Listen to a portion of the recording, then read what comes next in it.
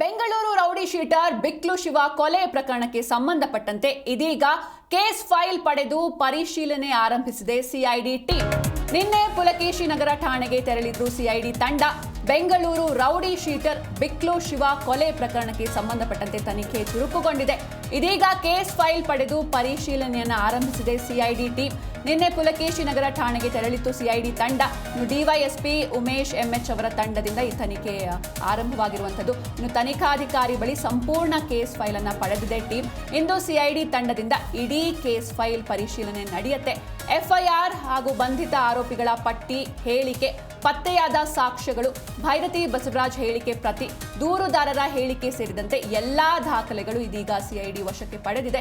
ಹಿರಿಯ ಅಧಿಕಾರಿಗಳ ಜೊತೆ ತನಿಖೆ ಬಗ್ಗೆ ಚರ್ಚೆ ಬಳಿಕ ಕೊಲೆ ಪ್ರಕರಣದ ಆಯ್ದ ಕೆಲವು ಆರೋಪಿಗಳನ್ನು ವಶಕ್ಕೆ ಪಡೆಯುವುದಕ್ಕೆ ಕೂಡ ಚಿಂತನೆಯನ್ನ ಮಾಡಿದೆ. ಇನ್ನು ಸೋಮವಾರ ಕಸ್ಟಡಿಗೆ ಪಡೆಯಲಿದೆ ಸಿಐಡಿ ಟೀಮ್. ಇನ್ನು ಆರೋಪಿಗಳ ವಿಚಾರಣೆ ಸಮಯದಲ್ಲಿ ಶಾಸಕ ಭೈರತಿ ಬಸವರಾಜ್ಗೆ ನೋಟಿಸ್ ಕೂಡ ನೀಡಲಿದ್ದಾರೆ ಸಿಐಡಿ ತಂಡ. ಇನ್ನು ಕೊಲೆ ಕೇಸ್ ಆಗಿದ್ದರಿಂದ ಶೀಘ್ರದಲ್ಲೇ ಶಾಸಕರಿಗೆ ನೋಟಿಸ್ ಅನ್ನು ನೀಡಲಾಗುತ್ತೆ. ನೋಟಿಸ್ ನೀಡಿ ವಿಚಾರಣೆಗೆ ಕರೆಯಲಿದ್ದಾರೆ ಸಿಐಡಿ ತಂಡ. ಹೀಗಾಗಿ ಬಿಕ್ಲು ಶಿವ ಕೊಲೆ ಪ್ರಕರಣಕ್ಕೆ ಸಂಬಂಧಪಟ್ಟಂತೆ ತನಿಖೆ ಚುರುಕುಗೊಂಡಿದೆ. ಇದೀಗ ಸಿಐಡಿ ಟೀಮ್ ಕೂಡ ಎಂಟ್ರಿ ಕೊಟ್ಟಿದೆ. ಕೇಸ್ ಫೈಲ್ ಹಿಡಿದು ಪರಿಶೀಲನೆಯನ್ನು ಆರಂಭಿಸಿದೆ ಸಿಐಡಿ ತಂಡ.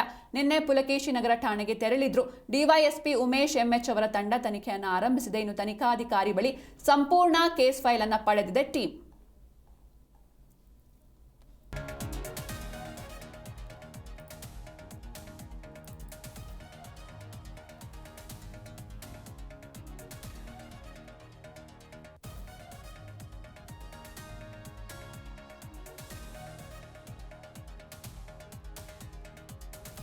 ಇನ್ನು ಬಿಕ್ಲು ಶಿವ ಕೊಲೆ ಕೇಸ್ಗೆ ಸಂಬಂಧಪಟ್ಟಂತೆ ತನಿಖೆ ಇದೀಗ ಚುರುಕುಗೊಂಡಿರುವಂಥದ್ದು. ಈಗ ಸಿಐಡಿ ಟೀಮ್ ಕೂಡ ಎಂಟ್ರಿ ಕೊಟ್ಟಿದೆ.